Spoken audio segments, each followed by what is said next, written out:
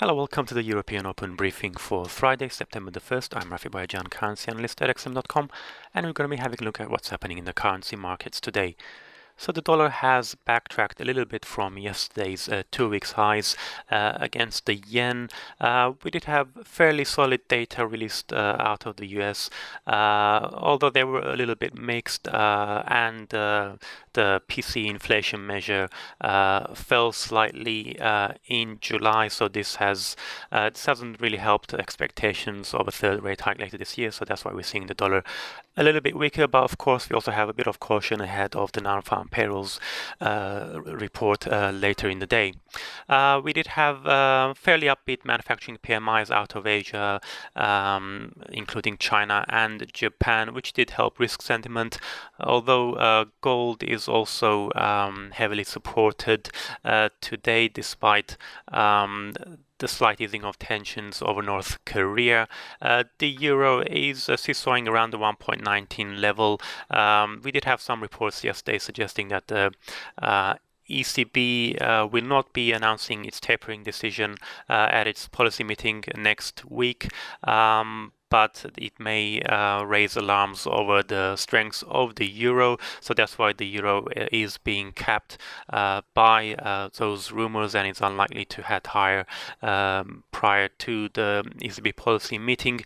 The New Zealand dollar is under pressure still, as we had election polls showing that the ruling National Party might lose the elections, which are due later this month. And crude oil, despite a sharp upward correction yesterday, is back down, although not so much. It's still facing downside pressure due to Hurricane Harvey, which is disrupting the oil market. So let's start with the US dollar. We can see dollar yen did peak at 110.66 yesterday. Dollar index was also up, and they both slid downwards before firming a little bit this morning ahead of the European Open. Dollar yen was around 110.17. Yesterday we had the personal income, personal spending figures, which we saw income rising slightly more than expected, and consumption rising slightly less than expected. But the core PCE price index, that's the Fed's preferred measure of inflation, that dipped from 1.5 to 1.4%, which was the lowest since December 2015. So this is, this pretty much rules out a rate hike in September, and doesn't really do much to help expectations of December rate hike. That was the last PCE reading before the Fed's policy meeting on September 19, 20, and today's NFP will also be the last one before the September Fed meeting. The NFP will therefore be particularly eyed, as any signs of a pickup in wage growth would help the odds of a third rate hike this year. Looking at gold prices, we did see an unexpected surge in gold prices yesterday. It was somewhat helped by the dollar pulling back, but also due to the ongoing uncertainty surrounding North Korea. We can see that it rose not too far from Tuesday's 9.5 months high of $1,325 an ounce. It has eased back a little bit since then, especially this morning we had fairly upbeat Asian manufacturing PMIs. Earlier this week we had the official manufacturing PMI out of China, which came in above expectations, and the private cash-in manufacturing PMI also beat expectations, rising to 51.6 in August from 51.1. Expectations were for 50.9, and just out of general interest, although the yuan isn't really directly impacted from data, the yuan is continuing its uptrend against the dollar. It did hit another 14 months high of 6.5748 earlier today. We had Japan's final manufacturing PMI reading that was revised down, although it was slightly up from the prior month, so the markets overall interpreted that as positive. Moving on to European currencies, we can see both the pound and the euro have been hovering around key levels, the euro around 1.19, sterling around 1.29, although we can see there's a bit of a downtrend for the euro, whereas the pound seems to be very much range bound. Yesterday we had the Eurozone flash CPI readings. It rose unexpectedly to 1.5%. Expectations were 1.4%. And earlier today, or a short while ago, we had the final manufacturing PMI for the Eurozone. Those were unrevised.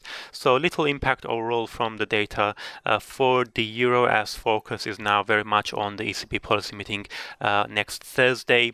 There were some reports yesterday suggesting that, it appeared to be ECB sources telling Reuters that ECB won't be making any decision at its meeting next week. It will probably likely come in October, the decision to pare back their asset purchases. But nevertheless, we might still see some adjustments to their forward guidance, as well as some clues as to which direction the ECB is headed in. But also, we might hear some comments on the strength of the euro, which is apparently concerning some ECB policy makers.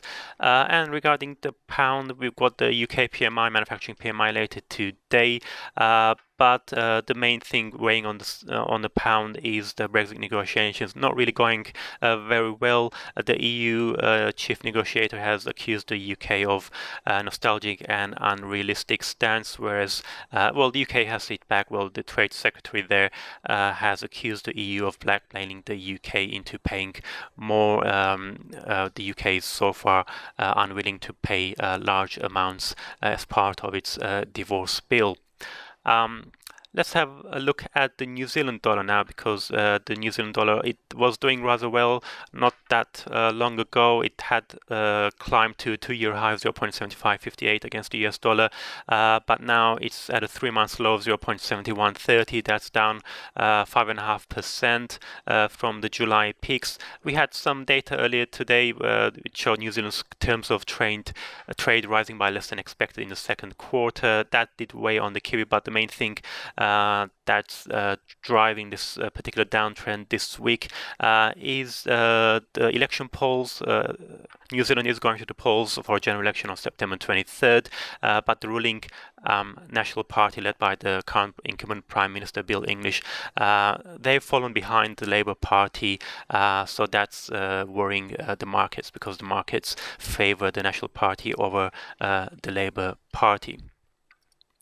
And looking at oil prices now, because yesterday we did see a big jump in WTI crude, as well as Brent crude. Brent wasn't up by quite as much as WTI. WTI is affected, of course, more by what's happening in the US because of the Hurricane Harvey.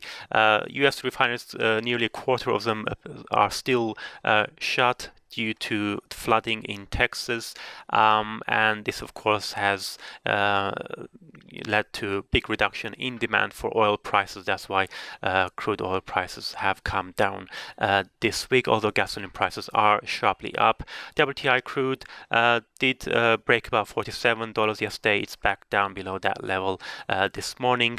This has helped the Canadian dollar though, and in addition, the Canadian dollar was yesterday boosted from very much stronger than expected GDP numbers. Canada's economy expanded by an annualized rate of 4.5% in the second quarter.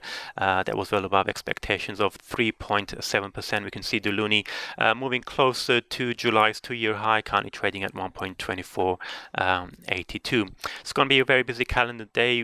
We just had the final PMI readings for the Eurozone. We're going to have the UK ones shortly, and of course we've got an NFP in the US. In addition, we also have the ISM manufacturing PMI, also very important, and the final University of Michigan's Consumer Confidence Index. That's it from me. Thank you very much for watching, and have a great day.